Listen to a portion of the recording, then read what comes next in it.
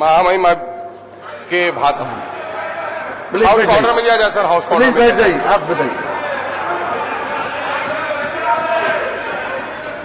माननीय अध्यक्ष महोदय, महामहिम के अभिभाषण पर अपने ख्यालात के इजहार के लिए खड़ा हुआ हूं।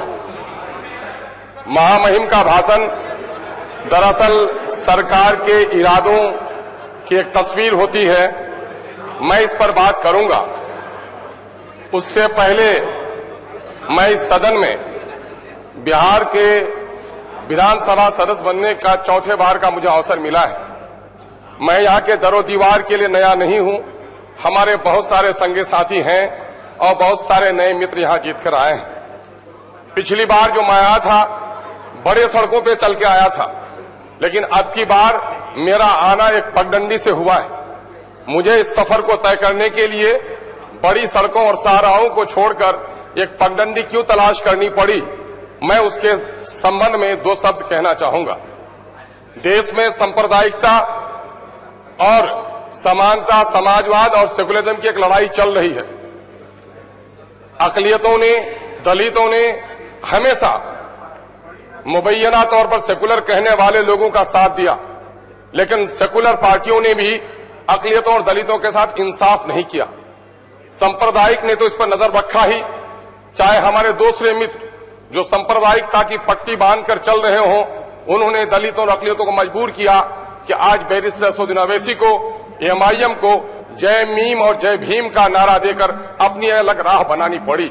और मैं उसी पगडंडी से चलकर इस सदन में आया हूं। और ये असल मजबूरी ये रही कि चाहे दूसरे मित्र जो अपने आप को सेकुलर कहते हो, उन्होंने अकलियतों के साथ, दलितों के साथ इंसाफ नहीं किया। और आप ये देखेंगे कि इस वक्त जय भीम और जय मीम का नारा देकर, बैरिस्टर असदुद्दीन ओवैसी का झंडा लेकर, ग्रैंड डेमोक्रेटिक सेकुलर फ्रंट के जरिए से अगर हम सीमांचल से जीत कर आए हैं, तो सीमांचल के लोगों ने क्यों जिताया, इस पर भी सदन को गौर करने की जरूरत है। मैं समझ रहा था कि महामहिम के भाषण में इसका कोई संकेत मिलेगा। स्वतंत्रता के बाद समाजवाद के नारे भी लगे, स्वतंत्रता के बाद समाजी इंसाफ के नारे भी लगे, इंसाफ के साथ तरक्की का नारा भी लगा, सबका साथ सबके विकास का नारा भी लगा, लेकिन अकलियतों और दलितों को इंसाफ नहीं मिल सका। और संतुलित विकास की बात कही गई। और सीमांचल का वो क्षेत्र, मैं साधुवाद देना चाहता हूं विपक्ष के, प्रतिपक्ष के नेता को कि उन्होंने सीमांचल कमीशन की बात कही है। माननीय तारकेश्वर जी जो अभी उप मुख्यमंत्री बने हैं, मैं समझता हूं कि अपने पार्टी के कार्यकर्ता नहीं बल्कि सीमांचल की उस पिछड़ी बस्ती की आवाज बनने में काम करेंगे। महोदय कि सीमांचल की गाथा क्या है? पूरे बिहार में सबसे पिछड़ा, सबसे ज्यादा पलायन, बाढ़ से प्रभावित, मानंदा, डोक, कनकई, बकरा नदियों से घिरी हुई बस्ती, हर साल हजारों लोग विस्थापित हो रहे हैं। उसके बारे में कोई योजना नहीं बन पाई। पर कैपिटा इनकम कम, पलायन सबसे ज्यादा, स्कूल कम, बीमार सबसे ज्यादा, हॉस्पिटल से महरूम, और उस पर कोई बात इसमें नहीं हो पाई। महोदय, मैं उसकी तरफ नजर दौड़ाने की बात कहना चाहता हूं।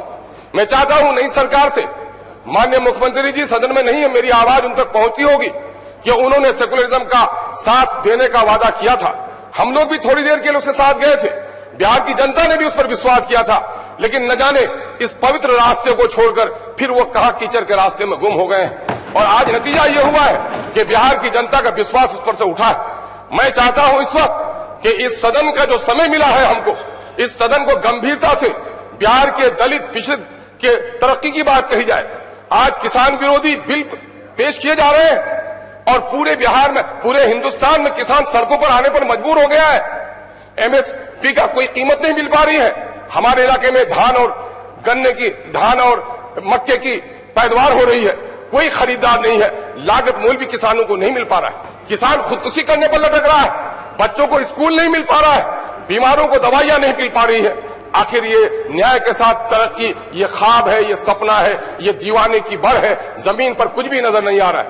महोदय, मैं आपका ध्यान आकृष्ट कराना चाहूंगा कि किसी भी लोकतंत्र की सफलता के लिए जरूरी है कि वहां जो अल्पसंख्यक समुदाय के लोग हों, अल्पसंख्यक लोग अगर मेन स्ट्रीम में उनको जोड़ा जाए, अल्पसंख्यकों को अगर उसके जान, माल, इज्जत, आबरू की पहरेदारी हो, उसको लिखने पढ़ने, सरकारी नौकरी में और सुविधाओं में अगर हिस्सा मिले, तो मैं समझता हूं कि प्रजातांत्रिक लोकतंत्र की सबसे बड़ी कामयाबी होती है।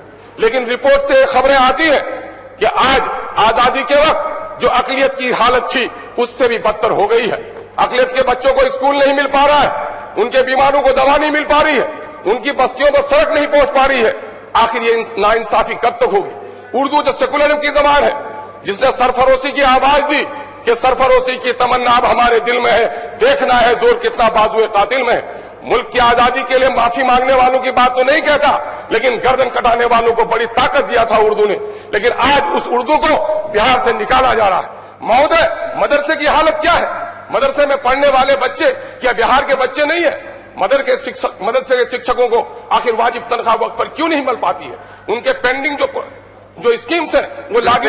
महोदय बड़ा प्रेम के साथ महोदय, दर्द की आवाज में कह रहा हूं महोदय, मैं तो इन महान लोगों के दरमियान में, इन बड़े बड़े दालान वालों के दरमियान में दलितों की बस्ती की आवाज हो। महोदय, दो बात सुनी जाए।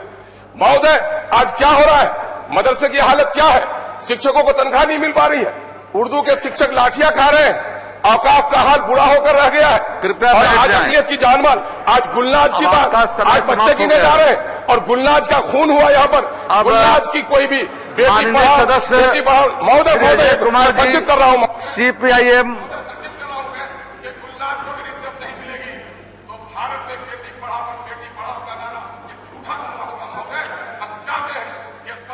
माननीय सदस्य। मीम न्यूज वेब की ताज़ा तरीन खबरों के लिए लाइक करें, सब्सक्राइब करें हमारा यूट्यूब चैनल।